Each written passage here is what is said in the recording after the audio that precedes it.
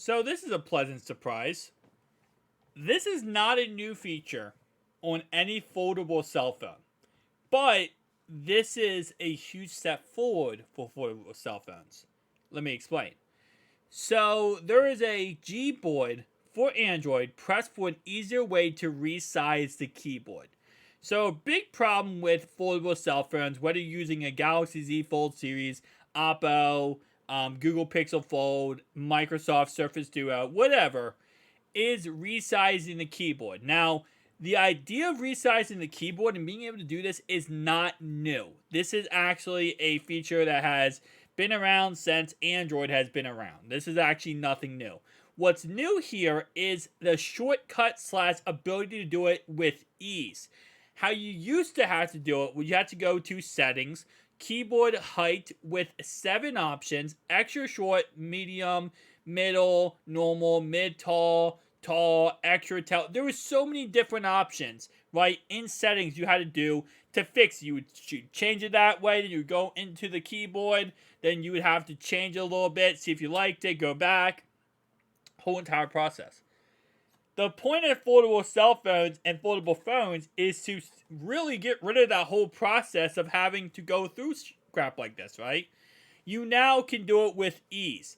And that's what this right now is in prototype. It's a prototype. It's in beta. But this is what this is creating.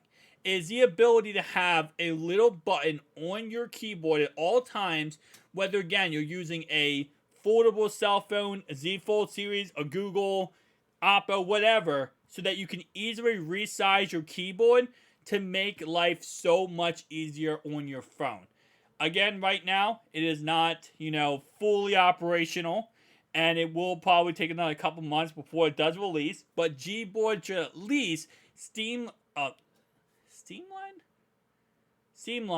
that process so that you don't have to worry about it in the future. So, again, tiny W's are always W's. No matter how you look at it, even the smallest W's push us forward to an easier future with foldable phones. Because I'll tell you right now, that is definitely an issue with foldable phones, is typing.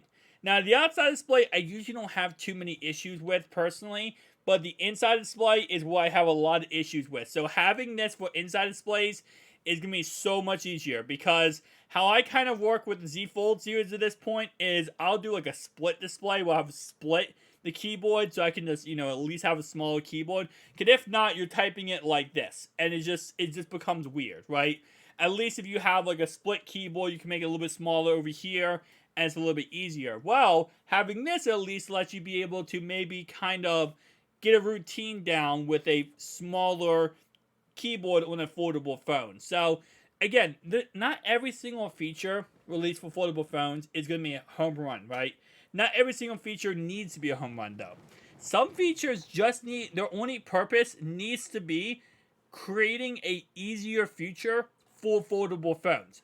Creating certain things that help foldable phones get pushed farther down and are able to be used by the general public. So, very nice.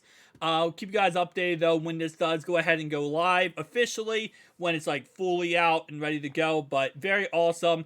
Again, I would love to see more and more features like this. Go ahead and just take all the setting features, take those features and make shortcuts for them, because it saves so much time and energy. And when you're multitasking, going from one app to the other, which is why you get a foldable cell phone, this all should be easy and 2 seconds. Bam. Get there, get this, get that, bam, done. Tell me down below your thoughts and opinions. I'll see you guys in the next one. Peace.